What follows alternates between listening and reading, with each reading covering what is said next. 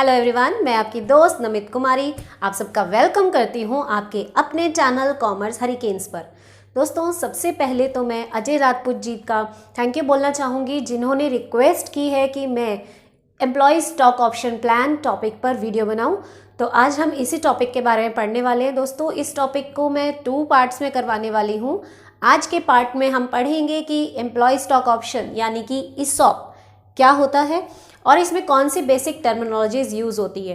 तो दोस्तों, अगर आपको वीडियो पसंद आए अपने दोस्तों के साथ उसे शेयर ज़रूर कीजिएगा, लाइक कीजिएगा और कमेंट करके बताइएगा वीडियो आपको कैसी लगी।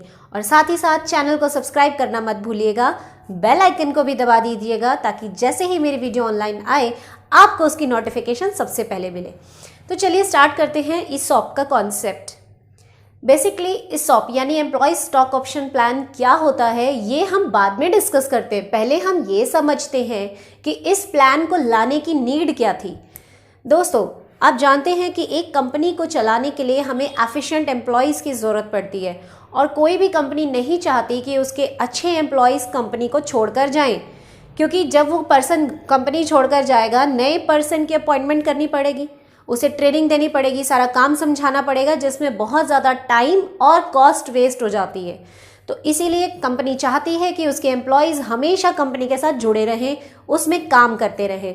इसीलिए उन्होंने ESOP का कॉन्सेप्ट इंट्रोड्यूस किया था। ESOP बेसिकली क्या होता है, ये एक ऐसा कॉन्सेप्ट है या एक ऐसा स्कीम है जिसके अंडर हम अपने एम्प्लॉयज़ को ऑप्शन देते हैं कि भैया फ्यूचर में आप जब चाहे हमारे कंपनी के स्टॉक यानी कि शेयर्स अपने नाम कर सकते हैं, आप उनको खरीद सकते हैं। और सबसे अच्छी बात ये होती है कि ये फ्री ऑफ कॉस्ट दिए जाते हैं। अब एम्प्लॉयज़ को ये ऑप्शन मिल गया कि फ्यूचर में कभी भी पर्टिकुलर टाइम पर वो इन स्टॉक्स को कन्वर्ट कर सकते हैं, इस ऑप्शन का बेनिफिट उठा सकते हैं। मगर एम्प्लॉयज़ ऐसा करेंगे क्यों, उनको इसका क्या बेनिफिट है, तो चलिए वो भी पढ़ लेते हैं।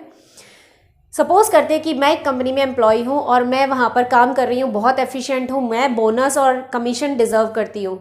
मगर कंपनी क्या सोचती है कि वो कैश पे ना करने की बजाय मुझे ESOP दे देती है और वो कहती है कि फ्यूचर में जब आपका दिल करेगा आप हमारे ये ESOP यानी कि ये स्टॉक्स अपने नाम कर सकते हैं, ठीक है, आपको ये शेयर्स दे दिए जाएंगे।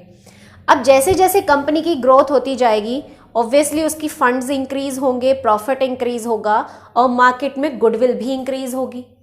जब मार्केट में गुडविल इंक्रीज होगी तो ऑब्वियसली कंपनी के शेयर्स का प्राइस भी इंक्रीज हो जाएगा। करेक्ट है। अब जैसे ही मुझे लगा कि कंपनी के प्राइस बहुत अच्छे हो गए हैं तो मैं अपने उस ऑप्शन का बेनिफिट उठाऊंगी और उन शेयर्स यानी कि स्टॉक्स को अपने नाम कर लूंगी और उन स्टॉक्स पर मिलने वाला रिटर्न मेरा इनकम हो जाएगी। ठीक है। अब ये ग्रोथ, कंपनी की ग्रोथ से हमारा ग्रोथ कैसे होता है, मतलब एम्प्लॉय का ग्रोथ कैसे होता है। सपोज करते हैं मुझे आज एक ESOP दे दिया गया जिसका रेट है 20 रुपीज़। बाद में 2-3 साल बाद कंपनी की ग्रोथ होने की वजह से मार्केट में उसकी वैल्यू हो जाती है 60 रुपीज़। तो अब मुझे बेनिफिट है ना, जो ESOP मुझे 20 रुपीज़ का मिला वो आज 60 का हो गया और मैं जैसे ही अपना उस ऑप्शन का बेनिफिट उठाऊंगी वो स्टॉक मेरा हो जाएगा और उस पर रिटर्न भी मुझे मिलने लगेंगे। तो एक तरह से हम शेयर होल्डर बन गए ना। तो ये हमें बेनिफिट मिलता है। एम्प्लॉय को बेनिफिट है क्योंकि उसको एक्स्ट्रा इनकम हो रही है और कंपनी को ये बेनिफिट है कि वो ESOP एम्प्लॉय को तभी मिलेंगे जब वो एफिशिएंटली काम करेगा, कंपनी में लंबे समय तक जुड़ा रहेगा। तो ऑब्वियसली कंपनी को भी बेनिफिट होगा, क्योंकि अगर एम्प्लॉय अच्छा काम कर रहा है तभी तो कंपनी के प्रॉफिट्स बढ़ेंगे ना। तो हमने मीनिंग तो पढ़ लिया। अब हम पढ़ते हैं इसमें कुछ यूज़ होने वाली basic terminologies. So first of all is value of ESOP, यानी कि जो ESOP आपको दिया जा रहा है उसकी वैल्यू क्या है। अब ये वैल्यू आप कैसे फाइंड आउट करेंगे। एक एग्जाम्पल लेते हैं। सपोज करते हैं कि कंपनी की जो वेल्थ है दैट इज 50,000। ठीक है, मैंने एक सिंपल सा एग्जाम्पल लिया है कि एक कंपनी की वर्थ है मार्केट में 50,000 और उनके जो शेयर्स या स्टॉक्स जो है मार्केट में वो बिक रहे हैं 100 रुपीज़ के। सॉरी, एक कंपनी है जिसकी वेल्थ है 50,000, वर्थ है उसकी 50,000 और उनके पास टोटल 100 स्टॉक्स हैं। ठीक है, तो उनके एक स्टॉक की यानी ये कह सकते हैं एक शेयर की क्या वैल्यू होगी, आप कैसे निकालेंगे, worth upon number of stocks ऐसे ही करते हैं हम, वेल्थ मैक्सिमाइजेशन में पढ़ा होगा आपने, ऐसे ही निकालते हैं। डिवाइड किया हमने तो वैल्यू आ गई 500 रुपीज़। इसका मतलब मार्केट में कंपनी के शेयर्स की वैल्यू है 500 रुपये। अब एक एम्प्लॉय है जो बहुत अच्छा सा काम कर रहा था, उसको बोनस और कमीशन देने की बजाय कंपनी ने क्या किया कि 2000 का बोनस देने की बजाय उसको 2000 के स्टॉक्स दे दिए और उसे ऑप्शन दे दिया कि जब दिल चाहे ये 2000 का आप स्टॉक कन्वर्ट कर सकते हैं। अब ये 2000 रुपीज़ के स्टॉक उसको मिल गए, लेकिन उसको कितने स्टॉक्स मिले ये आप कैसे निकालेंगे? वेरी सिंपल, 2000 का रेट है, मतलब 2000 की चीज़ हमें मिलनी थी, मार्केट में रेट कितना चल रहा है 500, तो जब हम इसको डिवाइड करते हैं तो 4 आंसर आता है, यानी कि कंपनी के उस एम्प्लॉय को 4 ESOPs दिए गए हैं। ठीक है, आ गई बात समझ में? अब हमें ये तो पता चल गया कि कितना वैल्यू का उसको ESOP मिला और कितने ESOPs उसको मिले। अब हम ये भी देख लेते हैं ना कि इससे एम्प्लॉय को बेनिफिट कैसे हो रहा है। अब सपोज करते हैं कि 4-5 ईयर्स तक वो पर्सन कंपनी में काम कर रहा था, उसने देखा कंपनी की ग्रोथ हो रही है, प्रॉफिट इंक्रीज हो रहे हैं, जिसकी वजह से मार्केट में उसका रेट भी इंक्रीज हो गया है। मार्केट में अब उसके ESOP की वैल्यू हो गई है 700 रुपीज़। तो अब आप मुझे बता सकते हैं कि उसकी वेल्थ कितनी हो गई? बहुत ही आसान है, बिल्कुल आपने बिल्कुल सही सोचा। 4 ESOPs हैं उसके पास और एक ESOPs की रेट है 700, तो यानी कि 4 7 2800 रुपीज़ के ESOP का वो मालिक बन गया। वही ESOP जो स्टार्टिंग में सिर्फ 500 का था और उसकी वेल्थ कितनी थी 5 4 20, 2000 की वेल्थ वाला ESOP आज की डेट में 2800 का हो गया, यानी उसको बेनिफिट हो रहा है टोटल 800 का। तो इससे हमें समझ आ रहा है कि जैसे जैसे वेल्थ बढ़ेगी ये रेट इंक्रीज होगा, एम्प्लॉय की वेल्थ भी इंक्रीज होगी। क्लियर है यहाँ तक? नेक्स्ट कॉन्सेप्ट इसमें आता है fair market value. Fair market value का मतलब वो रेट या वो वैल्यू जिस पर मार्केट में एक कंपनी के स्टॉक्स डील कर रहे हैं। जैसे कि इस एग्जाम्पल में था, मार्केट में वो 500 पर बिक रहा था, तो ये उसकी मार्केट वैल्यू हो जाती है। ठीक है, fair market value. Next concept इसमें आता है वेस्टिंग पीरियड। अब हमने ये तो देखा इस एग्जाम्पल में कि एक एम्प्लॉय को 4 ESOPs दिए जा रहे थे। क्या ये ESOPs उसको वन टाइम में ही दे दिए जाएंगे कि भैया आओ और सारे के सारे ESOPs ले जाओ? नो माय डियर, ऐसा नहीं होता। क्यों? क्योंकि सपोज करते हैं एक पर्सन है, उसने 2 ईयर्स तक कंपनी में काम किया और हमने उसको 4 ESOPs एक ही बार में दे दिए। तो जैसे ही हमने उसको ESOP दिए, 2-3 महीने और उसने काम किया और वो कंपनी छोड़ के चला गया। अब कंपनी का तो लॉस हो गया, कंपनी ने उसको फ्री में 4 ESOPs दे दिए और अब वो कंपनी का एम्प्लॉय भी नहीं रहा। ठीक है, तो कंपनी क्या करती है कि अगर वो चाहे कि एम्प्लॉयज़ लंबे समय तक हमारे साथ जुड़े रहे तो वो इन ESOPs को एक बार में नहीं देती, बल्कि इंस्टॉलमेंट्स में देती है। जैसे कि 1 साल तक एक एम्प्लॉय ने काम कर दिया, अब उसे एक ESOP दे दिया, 4 में से एक ESOP उसके नाम कर दिया। ठीक है, उसको ऑप्शन दे दिया कि तुम इस स्टॉक को कन्वर्ट कर सकते हो। फिर उसने 1 ईयर तक काम किया, फिर आपने उसको ESOP दे दिया। ठीक है, फिर आपने उसको ESOP दे दिया। तो जब ये आप इंस्टॉलमेंट्स में ESOP देते हो, इन इंस्टॉलमेंट्स को ही हम वेस्टिंग पीरियड कहते हैं। ठीक है, नॉर्मली इंडिया में 1 ईयर का वेस्टिंग पीरियड होता है, यानी 1 ईयर की 1 ईयर का इंस्टॉलमेंट्स होता है, 1 ईयर के गैप के बाद ESOPs दिए जाते हैं। बट अब कुछ कंपनीज हैं जो क्वार्टरली भी देने लग गई है, मतलब हर 3 महीने के बाद एक एक करके किस्त देनी शुरू हो जाती है। So it's depend upon the companies policies. I hope यहाँ तक आपको क्लियर हो गया है। नेक्स्ट जो आता है हमारा 4th point, that is Cliff. Cliff का क्या मतलब होता है दोस्तों?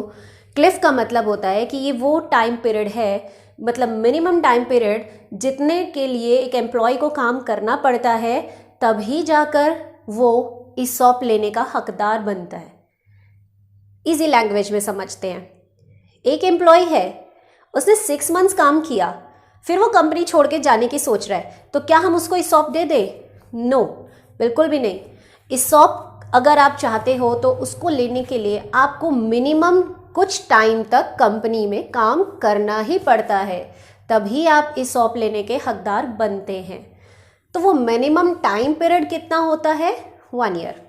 एटलीस्ट 1 ईयर तो आपको कंप्लीट करना पड़ेगा, तभी जाकर आपके नाम ESOP होना स्टार्ट होंगे। तो इसी कॉन्सेप्ट को हम क्लिफ कहते हैं कि क्लिफ मतलब जुड़ जाना, कि कितने टाइम तक आपको कंपनी के साथ जुड़े रहना पड़ेगा। ठीक है, नेक्स्ट आता है हमारा point, that is exercise period. Exercise period का मतलब कि आपके नाम जो स्टॉक्स हुए, मतलब सॉरी, आपके नाम जो ऑप्शन हो गया कि आइए आप ESOP ले लीजिए, तो फ्यूचर में कितना टाइम पीरियड आपको मिलेगा जितने में आप उन ESOPs का बेनिफिट उठा सकते हो। मतलब फिर से इजी लैंग्वेज में समझते हैं। सपोज करते हैं कि एक पर्सन जिसने 5 इयर्स तक कंपनी के साथ काम किया, अब उसको कोई बेटर अपॉर्चुनिटी मिल गई तो वो कंपनी को छोड़कर जाना चाहता है। तो शौक से जाए, वो चला जाएगा, ESOP उसके नाम है, लेकिन कंपनी छोड़ने के बाद मिनिमम कितना टाइम पीरियड उसको मिलेगा जिसमें वो इस ऑप्शन का बेनिफिट ले सकता है।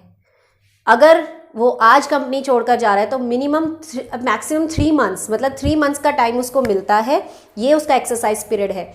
3 मंथ्स के अंदर अंदर उसे अपने उस ऑप्शन का बेनिफिट लेना पड़ेगा। मतलब वो जो स्टॉक्स उसके नाम हुए थे, ऑप्शन उसको मिला था ना, वो ऑप्शन लेकर उसे कन्वर्ट करना पड़ेगा, तभी वो शेयर्स उसको मिलेंगे। अदरवाइज 3 मंथ्स के बाद वो वैलिड ही नहीं रहेगा और वो इस ऑप्शन का बेनिफिट नहीं उठा सकता।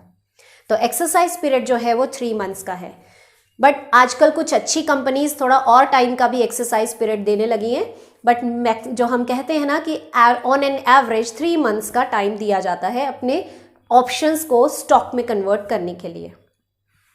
And last is exercise price.